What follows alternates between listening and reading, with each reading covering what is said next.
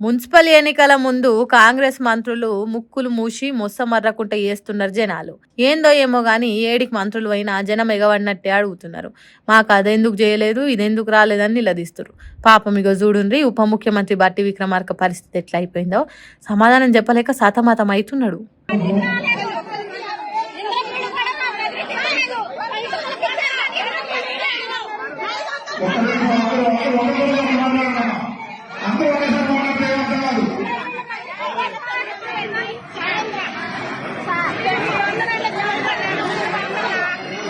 చూసిండ్రా ఎంతటి కోపం ఎల్లగాక్కుతున్నారో.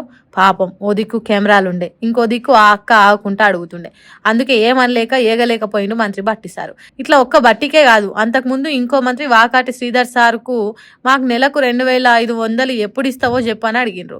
ఇంకో మంత్రి దామోదరం రాజనరసింహ ఇందిరమ్మ చీరలు వంచుతుంటే చీరల తర్వాత మాకు ఇస్తానన్న 2500 ఎప్పటి నుంచి ఇస్తారో చెప్పుండ్రని అందరి ముంగట నిలదీసింది. ఏ ఊరికైనా ఏ బస్తీకైనా మంత్రులు ఎమ్మెల్యేలు పోతే మాకు ఇది కావాలి, మాకు ఇది వచ్చేటట్టు చూడుండ్రని దరఖాస్తులు పెట్టి బతలాడుకోవాలి గాని కాంగ్రెస్ పార్టీలు కనిపిస్తే చాలు మరల పడ్డట్టు చేస్తున్నారు జనము. ఎక్కడనో కాడ అన్నట్టు కాదు, పాపం వాళ్ళు ఏడికి పోతే ఆడ ఎవరో ఒకరు తిరుగుబాటు చేసినట్టు మరల పడ్డట్టే చేస్తున్నారు. మరి ఇట్లయితే మున్సిపల్ ఎన్నికలలో ఎట్లుంటుందో పోటీ, కాంగ్రెస్ పార్టీలు ఎట్లా గట్టెక్కుతారో చూడాలని అంటుర్రు ఈ నిలదైతే చూసిన తెలంగాణ జనాలు.